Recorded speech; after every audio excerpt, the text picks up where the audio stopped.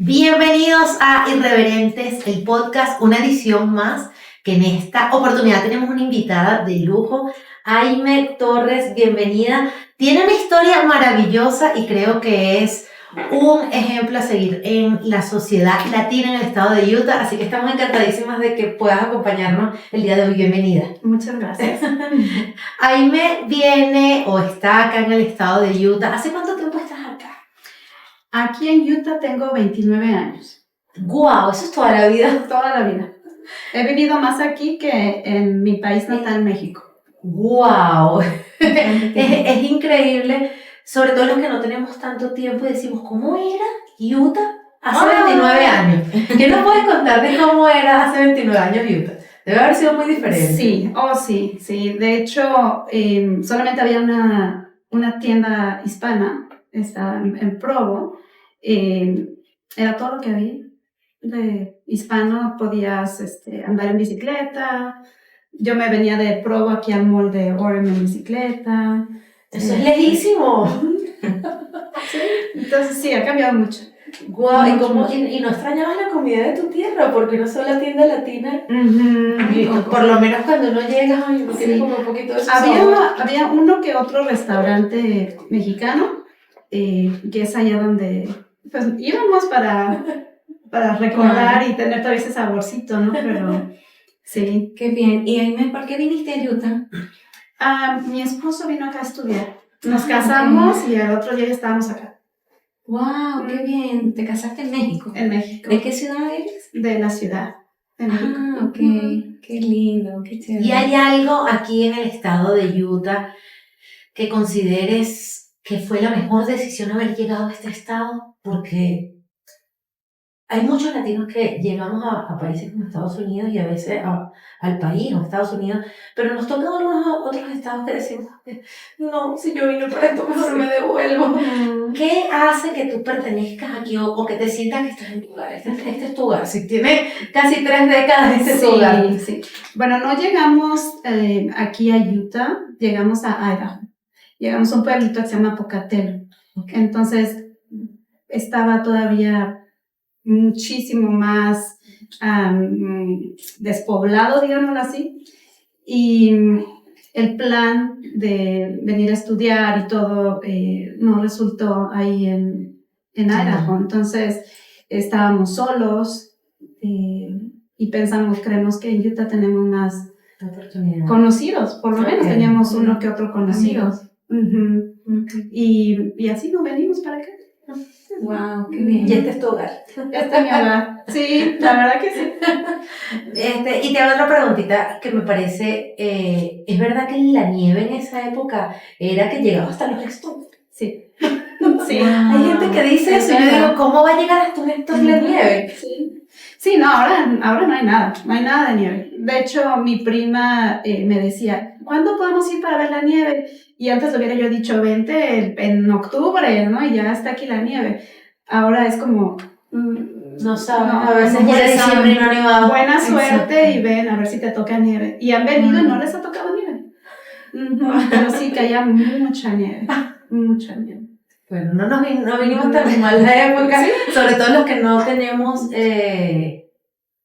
la oportunidad de haber crecido con la nieve, siempre es un shock. Y yo cuando llegué yo decía, esto es demasiada nieve, no me quiero imaginar hace 30 años, debe haber sido demasiado. Sí, y recién cuando nosotros llegamos acá a Utah, pues no teníamos automóvil, así que era caminar en la nieve, realmente, de tu trabajo a tu casa, ¿no? Pero en esa época también teníamos un estilo de vida mucho más saludable. Yo creo que hasta las mismas condiciones de permitirnos caminar tanto, ahorita tenemos tantas facilidades que el cuerpo lo movemos menos. Hasta que eso influye la evolución de una ciudad, de una comunidad.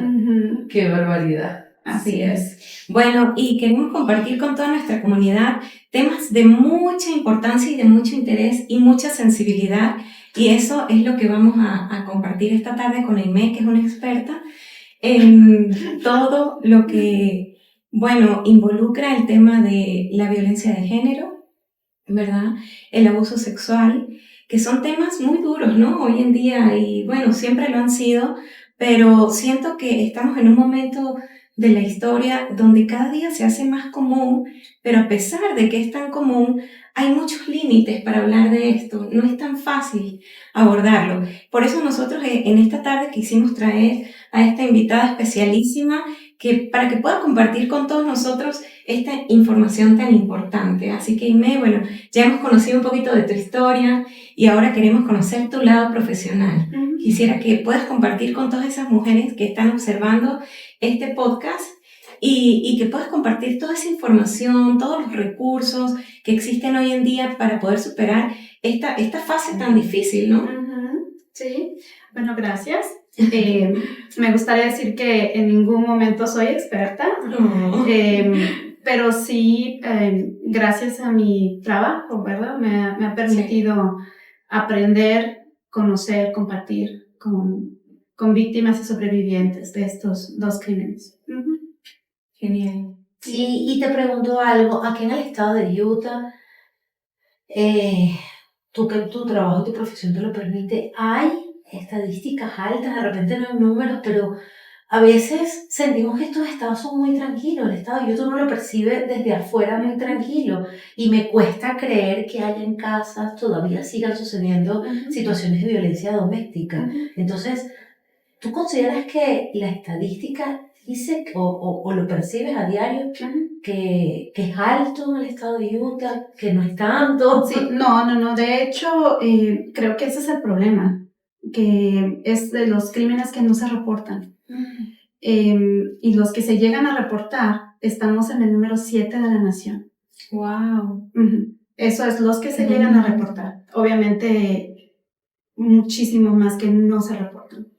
¿Y por qué crees tú que una persona puede no reportar un crimen? Me imagino que evidentemente debe haber mucho miedo, pero la parte migratoria quizás, el hecho de que una persona no tenga documentos, quizás nos da mucho más miedo el hecho.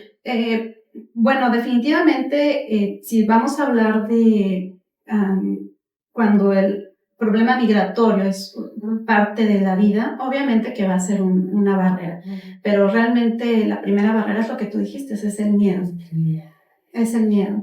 Es que creo que en este tipo de situaciones, y aunque gracias a Dios yo no lo he vivido en carne propia, ataca la parte psicológica mucho. Es una persona que ha sido víctima de violencia en cualquiera de los ámbitos, queda totalmente desvalida, queda sin la fuerza de repente de decir, ya va, o sea, tengo que respetar incluso, que se respete mi vida, y creo que en ese momento pedir ayuda debe ser muy difícil. La verdad creo que pedir ayuda debe ser muy difícil. Una persona que tenga una situación de violencia en casa, ya sea de cualquier índole, ¿cuál crees tú que es el primer paso? O sea, nos están viendo las pantallas y tienen terror por la situación que están viviendo. ¿Cuál le podemos recomendar que es lo primero que deben hacer? Creo que lo primero es que la persona acepte que está en una situación violenta, que es una víctima de abuso, y eso es lo más difícil porque nadie queremos ser víctimas, ¿verdad? Claro. Nadie queremos aceptar que nuestra pareja, nuestro novio, nuestra novia, nuestra esposa sea violenta, o violento. Entonces buscamos justificar y justificamos hasta que ya no se puede. Entonces, lo primero es eso. Una vez que la persona acepta, entonces es capaz de pedir ayuda y buscar ayuda. Mientras no se acepte, es muy difícil. Es muy difícil porque no personalmente, pero la persona busca esa justificación. Entonces eso es lo primero. Y mucha gente nos llama diciendo, es que mi amiga, es que mi vecina, es que mi familiar, y nosotros no le podemos llamar. Te decimos, aquí está la información, compártela con tu vecina, con tu amiga. Claro, hay leyes que protegen el hecho de que no se pueda abordar a una persona que no la está pidiendo. No es por ley, es porque no va a servir de nada. La persona es quien tiene que pedir la ayuda. Claro. Entonces, cuando una persona nos llama a nosotros, es que la persona está lista para salir, lista para informarse, lista para no sentirse sola, para educarse. Parte de lo que dices tú, pues aceptarlo es Ajá, sin lugar a dudas el mientras primer no, paso. sí, mientras no nos llamen, nosotros no podemos llamarle a la persona. Y es triste y es penoso porque muchas de estas situaciones terminan donde la mujer no pudo salir nunca. O sea, terminan realmente, o tienes la oportunidad de vencer ese miedo, de aceptarlo, de pedir ayuda, o puede que no salgas viva de esa casa. Entonces, wow, ¿hasta qué punto estamos tan golpeados, o ese tipo de personas que tienen esa situación que no se la deseamos a nadie, está tan golpeado emocionalmente que no ve que si se queda ahí puede incluso arriesgar su vida? Sí. Wow. Sí, de hecho hay una guía, ¿verdad? Que dice como con letra, como con colores, ¿no? Está amarillo, si esto, naranja, esto, rojo, y al final está la palabra asesinato, porque en eso termina. Wow. A mí, bueno, me toca mucho este tema, ¿no? Es muy sensible y pienso que es muy importante que podamos aprovechar este espacio para que esas mujeres que están pasando por una situación como esta entiendan que no pueden estar solas, y me gustaría, Aimee, que puedas hablarnos un poquito de las organizaciones o de pronto los programas que existen en el Estado para ayudar a estas víctimas de violencia y también de abuso sexual, y que puedan saber que hay herramientas y que hay recursos para que puedan salir de allí, que no están solas, que hay mucho por detrás que puede ayudarles y que puede servirles y darles una mano amiga para salir de una situación violenta antes de que suceda lo peor, ¿verdad? Entonces me gustaría que puedas conversar un poquito de esos programas, de esas instituciones, organizaciones o números de apoyo que tú tienes conocimiento. Claro. Fíjate que antes de hablar de esto, sí me gustaría regresar a tu pregunta de qué impide a una persona salir. Entonces, dijimos que lo primero pues es el miedo, ¿verdad? Paraliza a la persona. El segundo es eso, que no saben de recursos que hay.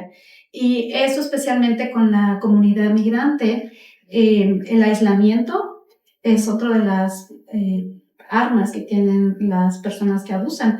Y estas personas que llegan a país que no es tuyo, estás hablando que estás lejos de tu familia, de amigos, un idioma diferente, no conoces organizaciones, entonces esa persona está completamente a la merced de la persona con la que está.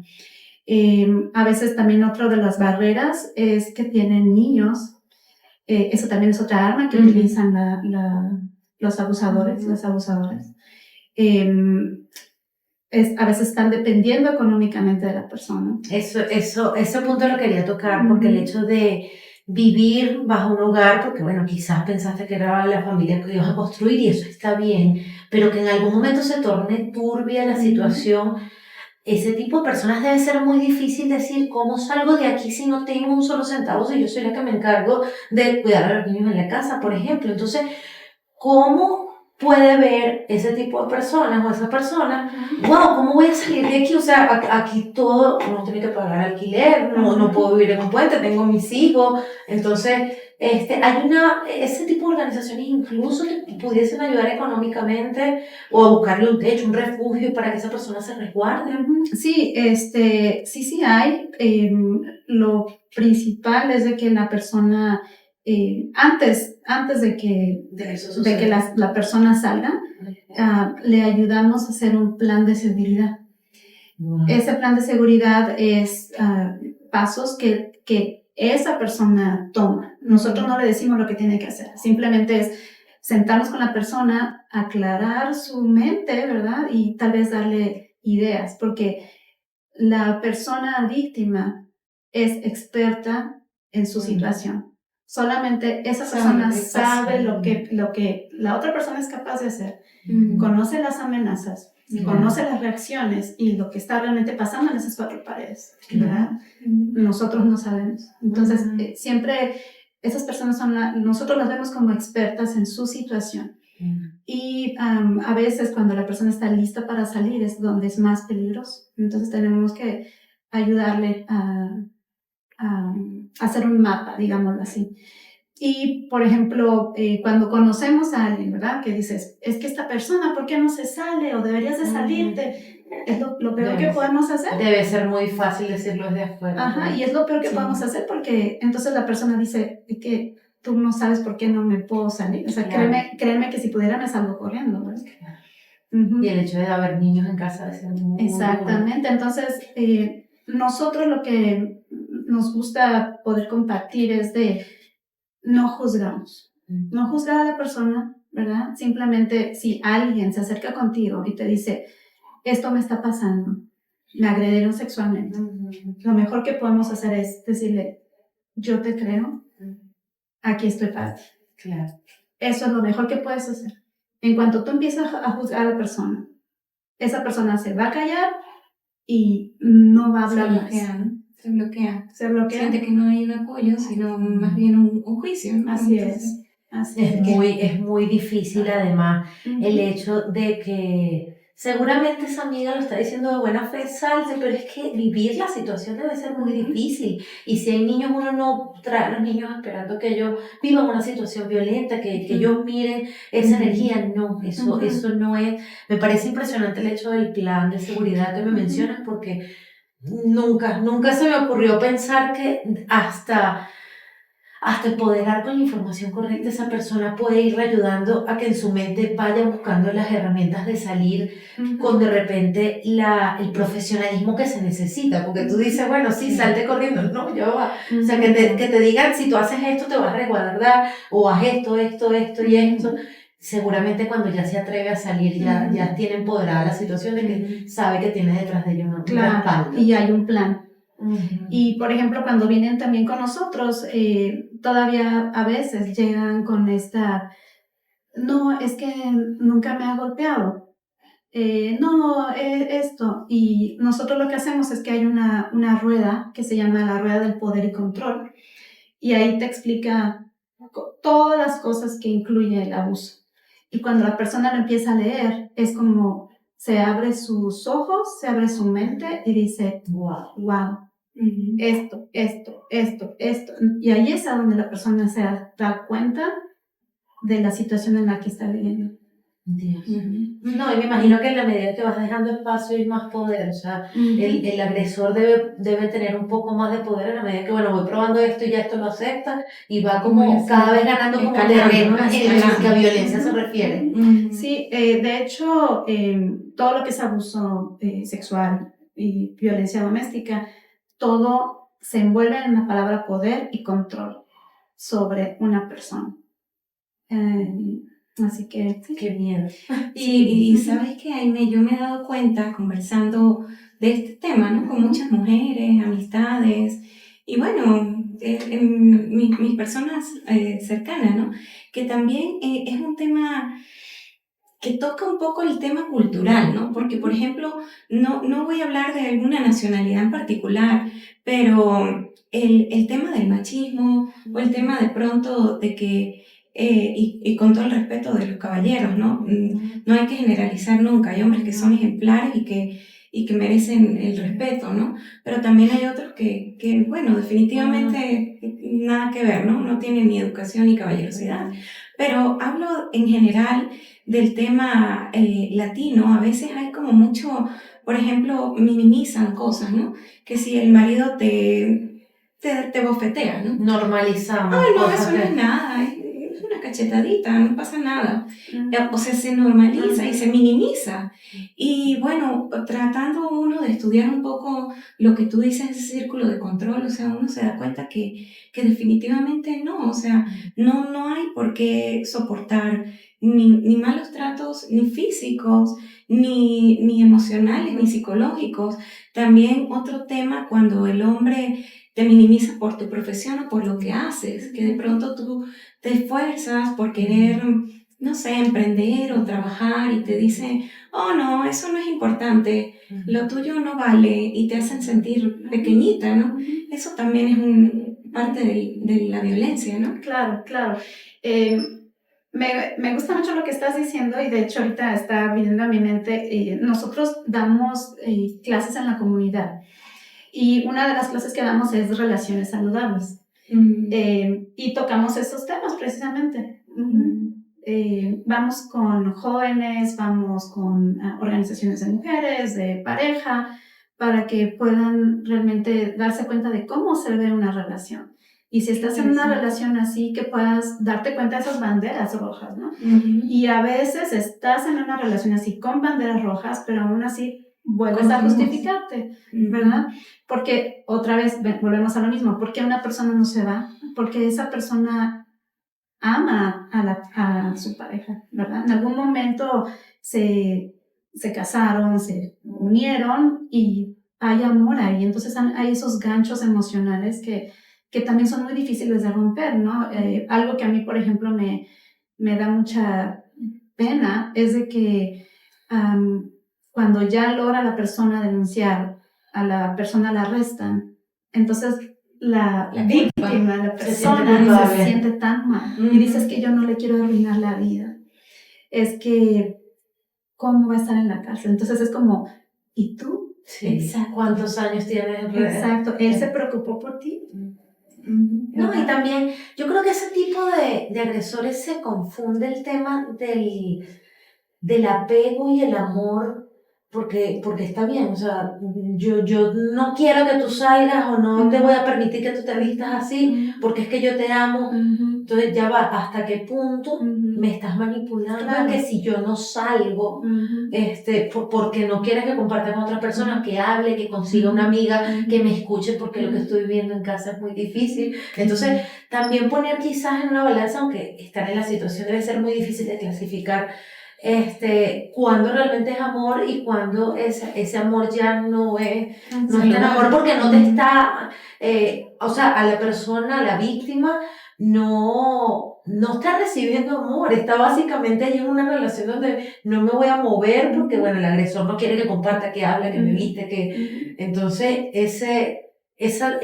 poner en una balanza cuando de verdad es amor y cuando no, claro. Es difícil, debe ser muy difícil. Claro, precisamente en esta clase hablamos de eso, para que pueda identificar cuando está convirtiéndose en una relación abusiva, ¿verdad? Y tenemos ahí, así es como se ve saludable, así no está poco saludable y aquí es abuso, para que la persona se empiece a dar cuenta, porque efectivamente ver esa manipulación de, es que no quiero que te vistas así, no quiero que hables así, ya al empezar a quitarte ese control sobre lo que tú haces, eso ya es un abuso, ¿verdad? Porque son personas completamente independientes y tienes que respetar y tiene que haber comunicación. Cuando ya no hay comunicación y hay manipulación, entonces ahí está. Y en ese tipo, te pregunto, en ese tipo de clases, ¿hay una persona que tenga ese tipo de situaciones en casa?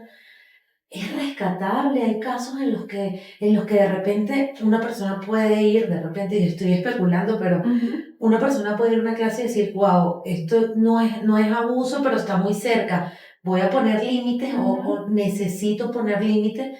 Hay una manera de rescatar quizás en que se vuelva una relación un poco más sana, porque en todo sentido el grupo familiar, yo creo que antes de que busca la separación, siempre busca la manera de resolver lo que está pasando. Bueno, pues la finalidad de estas clases son educar, ¿verdad? Educar, aprender. Es rescatable, por supuesto que es rescatable, pero es trabajo de dos. Claro. ¿Verdad?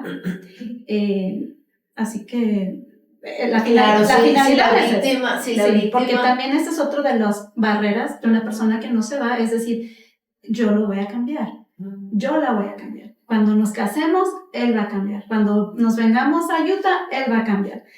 Y no es así, no es así. Este es un trabajo individual y mientras la otra persona tampoco acepte su culpa, no va a haber un cambio. Entonces, y a lo que llegamos es que entonces se vuelve una relación complaciente.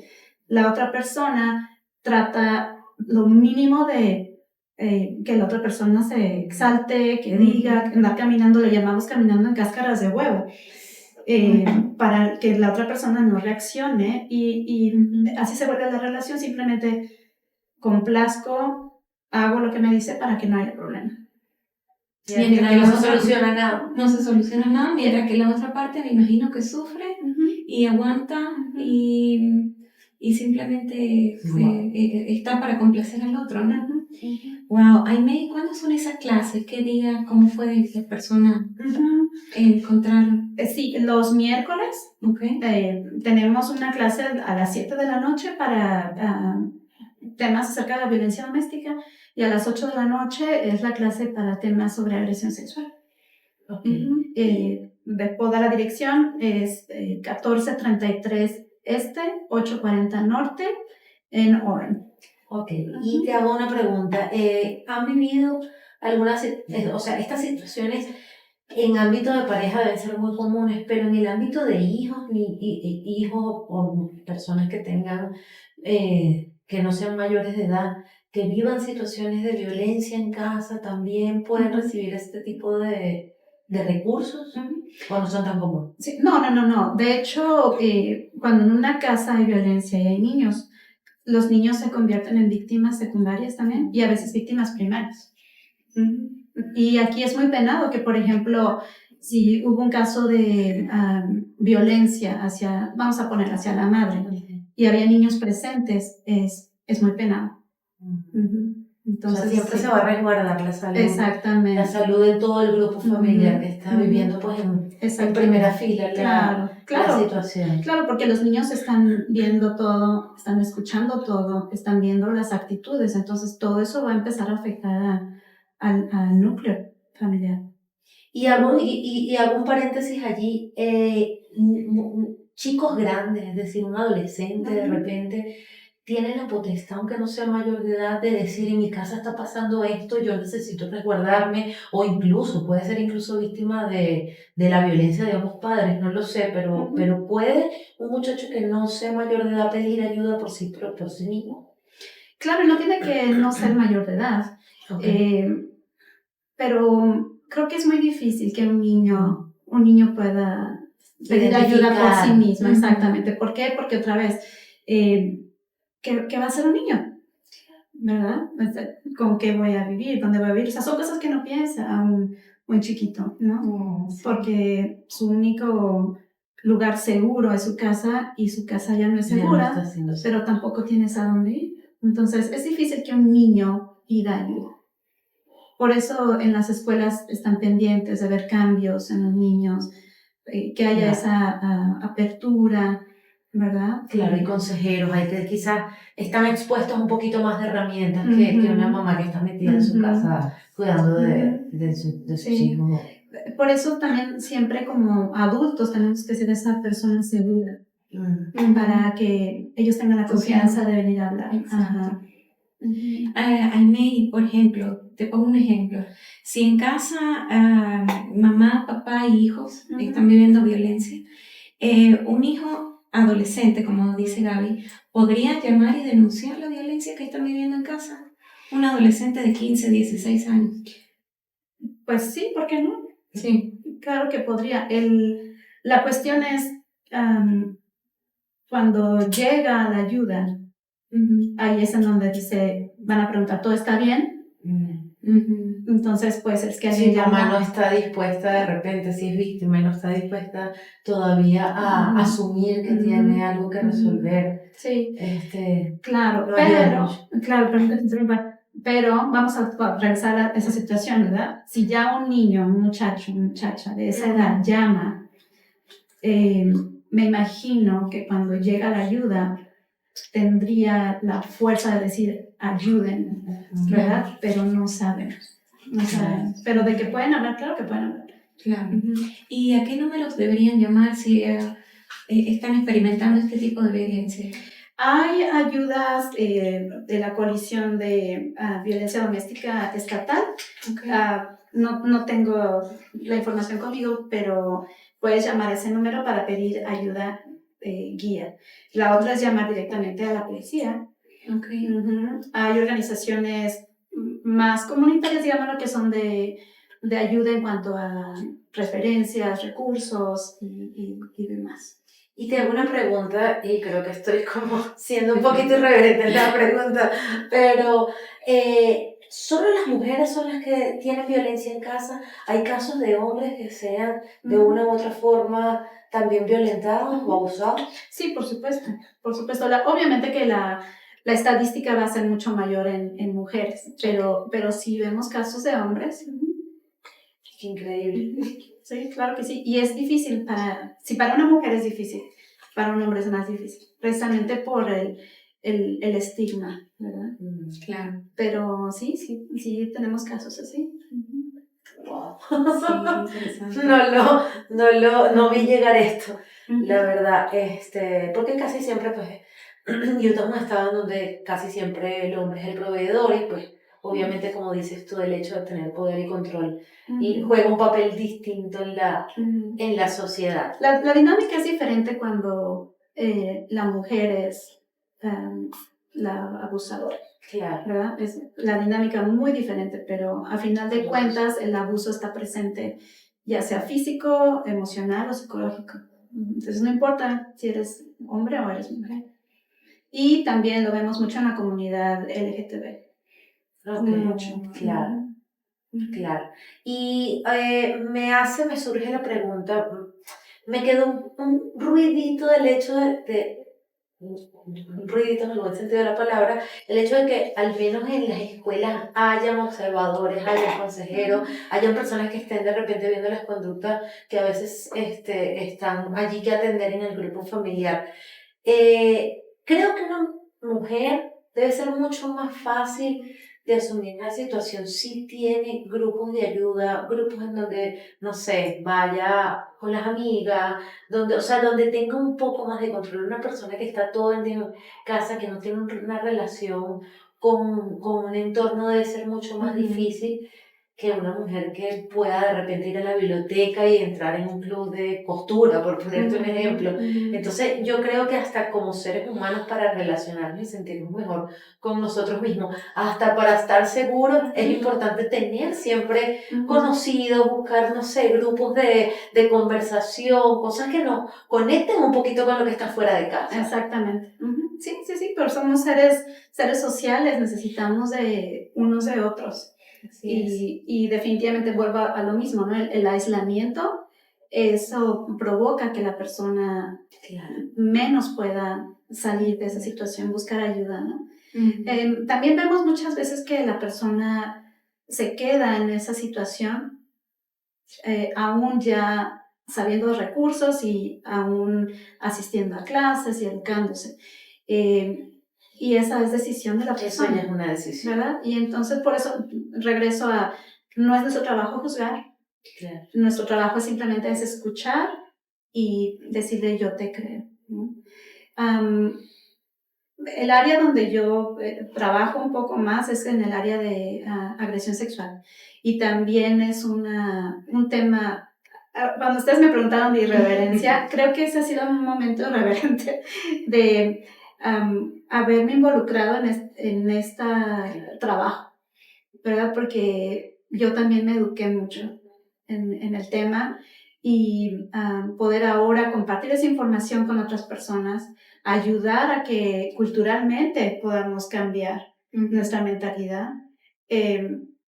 Eso creo que es lo que más me motiva a estar ayudando, ¿no? Y ahora entrando un poquito en justamente, aprovechando que se está tocando ese punto que para nosotros como sociedad latina es un tema tabú. Ajá. Y justamente el hecho de ser tabú no hablamos de las cosas que no están bien, que creo que hablándolas hubiese sido mucho más fácil solucionarlas.